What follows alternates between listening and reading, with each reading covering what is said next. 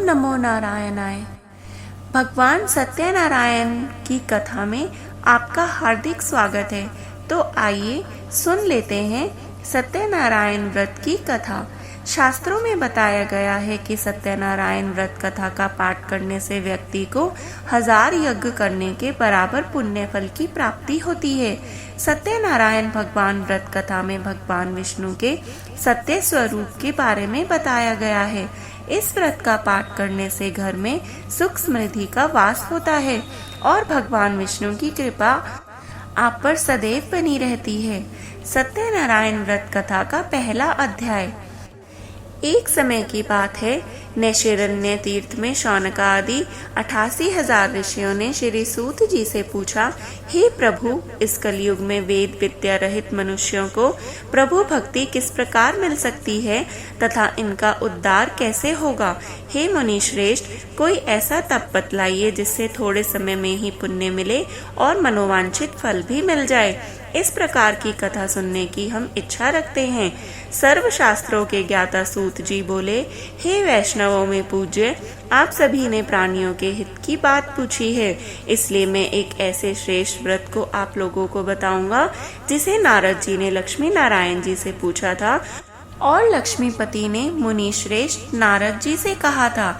आप सब इसे ध्यान से सुनिए। एक समय की बात है, योगी राज नारद जी दूसरों के हित की इच्छा के लिए अनेकों लोकों में घूमते हुए मृत्यु लोक में आ पहुँचे। यहाँ उन्होंने अनेक योनियों में जन्मे प्राय सभी मनुष्यों को अपने कर्मों द्वारा अनेकों दुखों से पीड़ित देखा।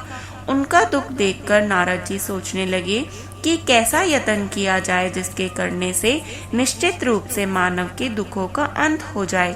इसी विचार पर मनन करते हुए वह विष्णु लोक में पहुंच गए। वहां वह देवों के ईश नारायण भगवान की स्तुति करने लगे, जिनके हाथों में शंख, चक्र, गदा और पद्म थे और गले में वरमाला पहने हुए थे। स्तुति करते हुए नारद जी बोले, हे भगवान, आप अत्यंत शक्ति से संपन्न हैं। मन तथा वाणी भी आपको नहीं पा सकती। आपका आदि, मध्य तथा अंत नहीं है। निर्गुण स्वरूप सृष्टि के कारण भक्तों के दुख को दूर करने वाले हैं। आपको मेरा नमस्कार है। नारद जी की स्तुति सुनकर विष्णु भगवान बोले, हे मुनि श्रेष्ठ, आपके मन में क्या बात है? आप किस काम के लिए पधारे हैं, उसे निसंकोच कहो। इस पर नारद मुनि बोले कि मृत्यु लोक में अनेक योनियों में जन्मे मनुष्य अपने कर्मों के द्वारा अनेकों दुख से दुखी हो रहे हैं। हे नाथ, आप मुझ पर दया रखते हैं तो बताइए कि वो मनुष्य थोड़े प्रयास से ही अपने दुखों से कैसे छुटकारा पा सकते हैं। श्री हरि बोले, हे नारद, मनुष्यों की भलाई के लिए तुमने बहुत अच्छी बात पूछी है। जिसके करने से मनुष्य मोह से छूट जाता है, वह बात मैं बताता हूँ, उसे सुनो। स्वर्ग लोक व मृत्यु लोक दोनों में एक दुर्लभ उत्तम व्रत है जो पुण्य देने वाला है। आज प्रेमवश होकर मैं उसे तुमसे कह देता हूँ। श्री सत्यनारायण भगवान का यह व्रत अच्छी तरह विधान पूर्वक करके मनुष्य तुरंत ही यहाँ सुख भोग कर मरने पर मोक्ष पाता है। श्री हरि के वचन सुनकर नारद जी बोले कि उस व्रत का फल क्या है और उसका विधान क्या है। यह व्रत किसने किया था, इस व्रत को किस दिन करना चाहिए, सभी कुछ विस्तार से बताएं। नारद जी की बात सुनकर श्री हरि बोले, दुख व शोक को दूर करने वाला, यह सभी स्थानों पर विजय दिलाने वाला है। मानव को भक्ति व श्रद्धा के साथ शाम को श्री सत्यनारायण भगवान की पूजा धर्म परायण होकर ब्राह्मणों व बंधुओं के साथ करनी चाहिए। भक्ति भाव से ही नैवेद्य, केले का फल, घी, दूध और गेहूं का आटा सवाया ले। गेहूं के स्थान पर साठी का आटा, शक्कर तथा गुड़ लेकर वे सभी भक्षण योग्य पदार्थों को मिलाकर भगवान का भोग लगाएं। ब्राह्मणों सहित बंधु बांधवों को भी भोजन कराएं। उसके बाद स्वयं भोजन करें। भजन कीर्तन के साथ भगवान की भक्ति में लीन हो जाएं। इस तरह से सत्यनारायण भगवान का यह व्रत करने पर मनुष्य की सारी इच्छाएं निश्चित रूप से संपूर्ण हो जाती हैं। इस कलिकाल अर्थात कलयुग में मृत्यु लोक में मोक्ष का यही एक सरल उपाय बताया गया है। इति श्री सत्यनारायण व्रत कथा प्रथम अध्याय संपूर्णम। बोलिए श्री सत्यनारायण भगवान की जय। सत्यनारायण भगवान की व्रत कथा का दूसरा अध्याय। सूत जी बोले, हे ऋषियों, जिसने पहले समय में इस व्रत को किया था उसका इतिहास मैं आपसे कहता हूँ, ध्यान से सुनिए। सुंदर काशीपुर नगरी में एक अत्यंत निर्धन ब्राह्मण रहता था। भूख प्यास से परेशान वह धरती पर इधर उधर घूमता रहता था। ब्राह्मणों से प्रेम से करने वाले भगवान ने एक दिन ब्राह्मण का वेश धारण करके उसके पास जाकर पूछा, हे विप्र, नित्य दुखी होकर तुम पृथ्वी पर क्यों घूमते हो? दीन ब्राह्मण बोला, हे प्रभु, मैं निर्धन ब्राह्मण हूँ, भिक्षा के लिए धरती पर घूमता हूँ। हे भगवान, यदि आप इसका कोई उपाय जानते हो तो बतलाइए। वृद्ध ब्राह्मण ने कहा, सत्यनारायण भगवान मनोवांछित फल देने वाले हैं, इसलिए तुम उनका पूजन करो। इसके करने से मनुष्य सभी दुखों से मुक्त हो जाते हैं। वृद्ध ब्राह्मण बनकर आए सत्यनारायण भगवान उस निर्धन ब्राह्मण को व्रत का सारा विधान बताकर अंतर्ध्यान हो गए।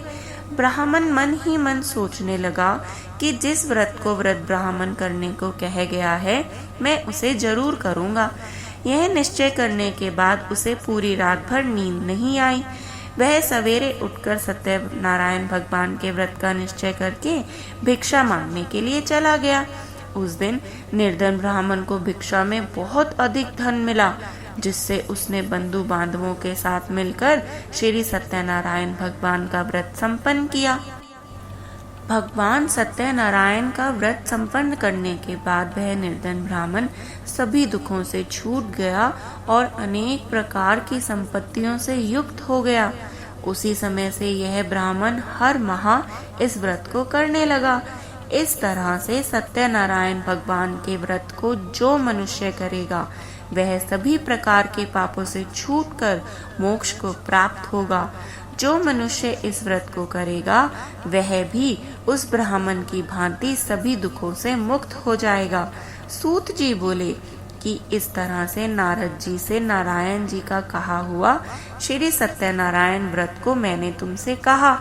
हे विप्रो, मैं अब और क्या कहूँ? ऋषि बोले, हे मुनिवर, संसार में उस विप्र से सुनकर और किस किस ने इस व्रत को किया, हम सब इस बात को भी सुनना चाहते हैं। इसके लिए हमारे मन में श्रद्धा का भाव है। सूत जी बोले, हे मुनियों, जिस जिसने इस व्रत को किया है वे सब सुनो। एक समय वही विप्र धन व ऐश्वर्य के अनुसार अपने बंधु बांधवों के साथ इस व्रत को करने को तैयार हुआ। उसी समय एक लकड़ी बेचने वाला बूढ़ा आदमी आया और लकड़ियां बाहर रखकर अंदर ब्राह्मण के घर में गया। प्यास से दुखी वह लकड़हारा उनको व्रत करते देख विप्र को नमस्कार करके पूछने लगा कि आप यह क्या कर रहे हो? तो उन्होंने बताया कि व्रत कर रहा हूँ तथा इसके करने से क्या फल मिलेगा, कृपया मुझे भी बताइए।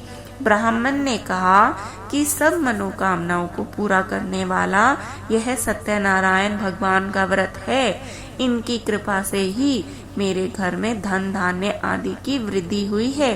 विप्र से सत्यनारायण व्रत के बारे में जानकर लक्कड़हारा अति प्रसन्न हो गया। चरणामृत लिया, प्रसाद खाया और अपने घर आ गया। और लक्कड़हारा मन ही मन यह संकल्प लेने लगा कि आज लकड़ी बेचने से जो भी धन मिलेगा उसी से श्री सत्यनारायण भगवान का उत्तम व्रत मैं भी करूंगा।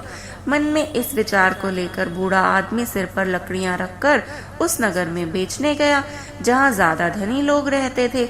उस नगर में उसे अपनी लकड़ियों का दाम पहले से 4 गुना अधिक मिला। बूढ़ा बाबा प्रसन्नता के साथ दाम लेकर केला, शक्कर, घी, दूध, दही और गेहूं का आटा ले आया और सत्यनारायण भगवान के व्रत की अन्य सामग्रियां जो भी जरूरी थी लेकर अपने घर आ गया। वहां उसने भी अपने बंधु बांधवों को बुलाकर विधि विधान से सत्यनारायण भगवान का पूजन किया और व्रत किया। इस व्रत के प्रभाव से वह बूढ़ा लकड़हारा भी धन और पुत्र आदि से युक्त होकर संसार के समस्त सुख भोग कर अंतकाल में वैकुंठ धाम को चला गया। इति श्री सत्यनारायण व्रत कथा द्वितीय अध्याय संपूर्णम। बोलिए श्री सत्यनारायण भगवान की जय। सत्यनारायण भगवान की व्रत कथा का तीसरा अध्याय। सूत जी बोले, हे श्रेष्ठ मुनियों, अब आगे की कथा कहता हूँ, सुनिए। पहले समय में उल्कामुख नाम का एक बुद्धिमान राजा था। वह सत्यवक्ता और जितेंद्रिय था। प्रतिदिन देव स्थानों पर जाता और निर्धनों को धन देकर उनके कष्ट दूर करता था। उसकी पत्नी कमल के समान मुख वाली तथा सती साध्वी थी। भद्रशिला नदी के तट पर उन दोनों ने श्री सत्यनारायण भगवान का व्रत किया। उसी समय साधु नाम का एक वैश्य आया।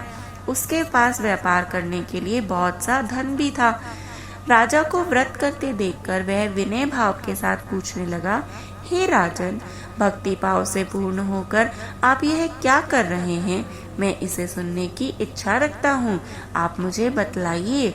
राजा बोला, हे साधु, अपने बंधु बांधवों के साथ पुत्र आदि की प्राप्ति के लिए एक महाशक्तिमान श्री सत्यनारायण भगवान का व्रत व पूजन कर रहा हूँ। राजा के वचन सुनकर साधु आदर से बोला, हे राजन, मुझे भी इस व्रत का सारा विधान कृपया पूर्वक कह दीजिए। आपके कथनानुसार मैं भी इस व्रत को करूँगा। मेरी भी संतान नहीं है और इस व्रत को करने से निश्चित रूप से मुझे संतान की प्राप्ति हो जाएगी। राजा से व्रत का सारा विधान सुनकर व्यापार से निर्वृत्त होकर वह अपने घर चला गया। साधु वैश्य ने अपनी पत्नी को संतान देने वाले इस व्रत का वर्णन कह सुनाया और कहा कि जब मेरी संतान होगी तब मैं इस व्रत को अवश्य करूँगा।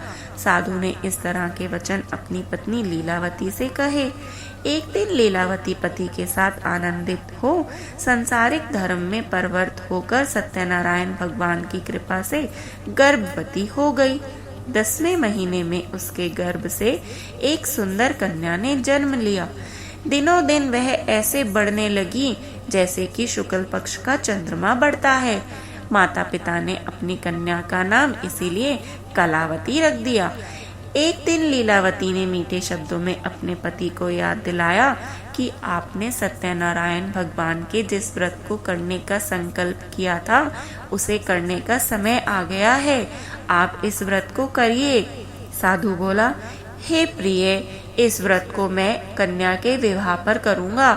इस प्रकार अपनी पत्नी को आश्वासन देकर वह अपने नगर को चला गया। कलावती पिता के घर में रह वृद्धि को प्राप्त हो गई। साधु ने एक बार नगर में अपनी कन्या को सखियों के साथ देखा तो तुरंत ही दूत को बुलाया और कहा कि मेरे कन्या के योग्य वर देख कर आओ। साधु की बात सुनकर दूत कंचन नगर में पहुंचा और वहां देखभाल कर लड़की के सुयोग्य वाणिक पुत्र को ले आया। सुयोग्य लड़के को देखकर साधु ने बंधु बांधवों को बुलाकर अपनी पुत्री का विवाह कर दिया। लेकिन दुर्भाग्य की बात तो ये हुई कि साधु ने अभी भी सत्यनारायण भगवान जी का व्रत नहीं किया। इस पर भगवान क्रोधित हो गए और उसे श्राप दे दिया कि साधु को अत्यधिक दुख मिले। अपने कार्य में कुशल साधु अपने बनिए जमाई को लेकर समुद्र के पास स्थित होकर रत्नासारपुर नामक नगर में गया। वहां जाकर दामाद ससुर ने दोनों ने मिलकर चंद्रकेतु राजा के नगर में व्यापार किया। एक दिन भगवान श्री सत्यनारायण की माया से एक चोर राजा का धन चुराकर भाग रहा था। उसने राजा के सिपाहियों को अपना पीछा करते देख लिया और चुराया हुआ धन वहां रख दिया जहां साधु अपने जमाई के साथ ठहरा हुआ था। राजा के सिपाहियों ने साधु वैश्यों के पास राजा का धन पड़ा देखा तो वे ससुर जमाई दोनों को बांधकर प्रसन्नता से राजा के पास ले आए कि हमने उन दोनों चोरों को पकड़ लिया है, अब आप आगे की कार्रवाई करने की आज्ञा दीजिए।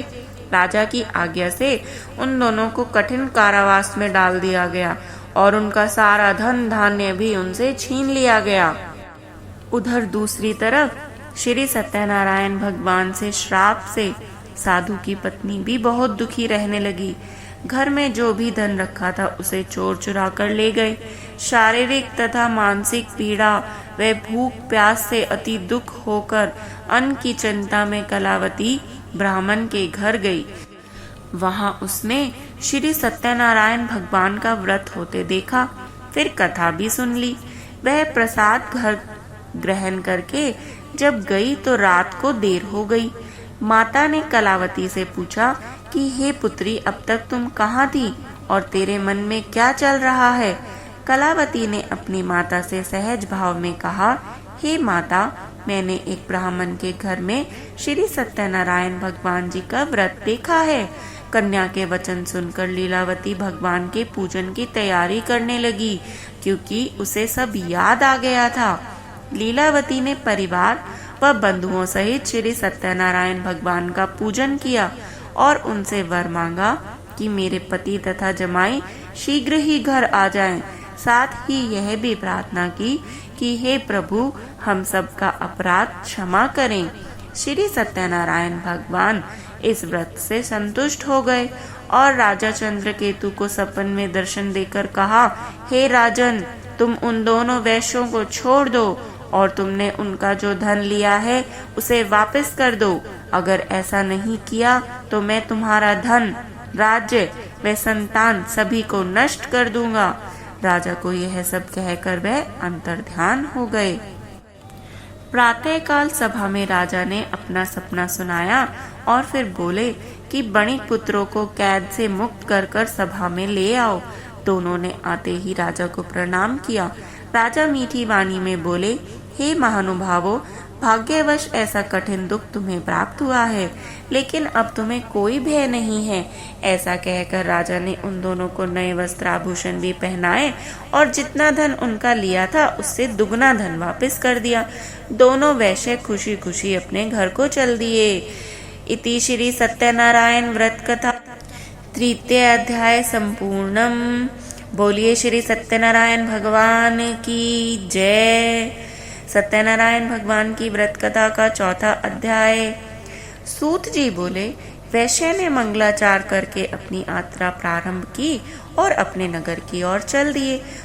उनके थोड़ी दूर जाने पर ही श्री सत्यनारायण भगवान उनके समक्ष एक दंडी वेशधारी के रूप में आए और उनसे पूछा, हे साधु, तेरी नाव में क्या है? अभिवाणी वणिक हंसता हुआ बोला, हे दंडी, आप क्या पूछते हो? क्या धन लेने की इच्छा है? मेरी नाव में तो बेल व पत्ते ही भरे हुए हैं। वैश्य के कठोर वचन सुनकर भगवान बोले, तथास्तु, अर्थात तुम्हारा वचन सत्य हो। दंडी स्वामी ऐसा वचन कहकर वहां से दूर चले गए। कुछ दूर जाकर समुद्र के किनारे बैठ गए। दंडी के जाते ही साधु वैश्य ने नित्य क्रिया के पश्चात नाव को ऊंची उठते देखकर अचंभा माना और नाव में बेल पत्ते आदि देखकर वह मूर्छित होकर मानो जमीन पर ही गिर पड़ा। मूर्छा खुलने पर वह अत्यंत शोक में डूब गया। तब उसका दामाद बोला, आप शोक न मनाएं, यह उस दंडी का ही श्राप है, इसलिए हमें उनकी शरण में जाना चाहिए, तभी हमें हमारी मनोकामना पूर्ण होगी।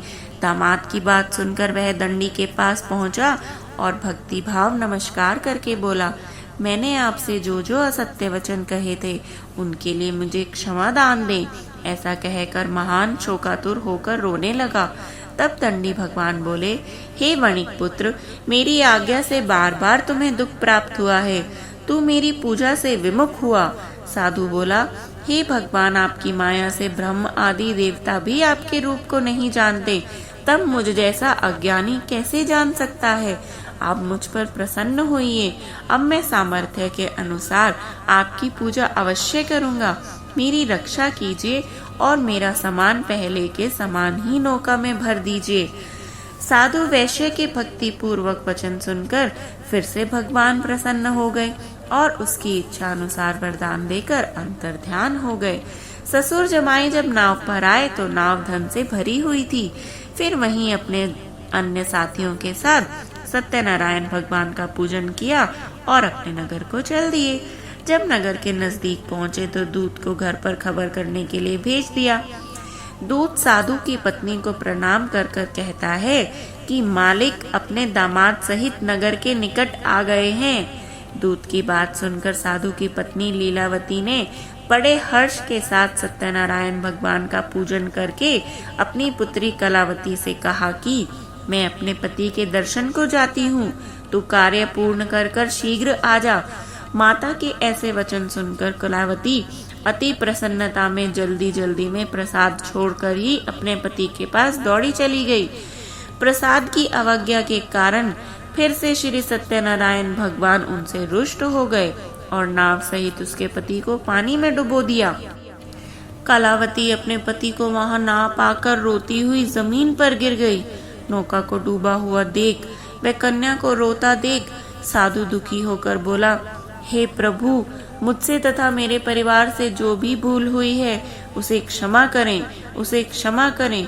साधु के दीन वचन सुनकर श्री सत्यनारायण भगवान फिर से उन पर प्रसन्न हुए और आकाशवाणी हुई, हे साधु, तेरी कन्या मेरे प्रसाद का अनादर कर कर छोड़ कर आ गई है, इसलिए उसका पति अदृश्य हो गया है। यदि वह घर जाकर प्रसाद आदर पूर्वक खाकर लौटती है तो इसका पति इसे अवश्य ही मिल जाएगा। ऐसी आकाशवाणी सुनकर कलावती घर पहुंचकर प्रसाद खाती है और फिर आकर अपने पति के दर्शन पाती है। उसके बाद साधु अपने बंधु बांधवों सहित श्री सत्यनारायण भगवान का विधि विधान से पूजन करता है और इस लोक का सुख भोग कर वह अंत में स्वर्ग को जाता है। इति श्री सत्यनारायण व्रत कथा चतुर्थम अध्याय संपूर्णम। बोलिए श्री सत्यनारायण भगवान की जय। सत्यनारायण भगवान की व्रत कथा का 5वां अध्याय। सूत जी बोले, हे ऋषियों, मैं और भी एक कथा सुनाता हूँ, उसे भी ध्यान पूर्वक सुनो। प्रजा पालन में लीन तुंगध्वज नाम का एक राजा था। उसने भी भगवान का प्रसाद त्याग कर बहुत ही दुख सहन किया। एक बार वन में जाकर वन्य पशुओं को मारकर वह बड़ के पेड़ के नीचे आया। वहां उसने ग्वालों को भक्ति भाव से अपने बंधुओं सहित श्री सत्यनारायण भगवान का पूजन करते देखा, किंतु अभिमानवश राजा ने उन्हें देखकर भी वह पूजा स्थान में नहीं गया और ना ही उसने भगवान को नमस्कार किया। ग्वालों ने जब राजा को प्रसाद दिया, उसने वह प्रसाद भी नहीं खाया और प्रसाद का अनादर करके उसे वहीं छोड़कर अपने नगर को चला गया। जब वह नगर में पहुंचा तो वहां उसका सब नगर तहस नहस हुआ पाया, तो वह शीघ्र ही समझ गया कि यह सब भगवान ने ही उसके साथ किया है। वह दोबारा ग्वालों के पास पहुंचा और विधि पूर्वक पूजा करके प्रसाद खाया तो श्री सत्यनारायण भगवान की कृपा से सब कुछ पहले जैसा हो गया।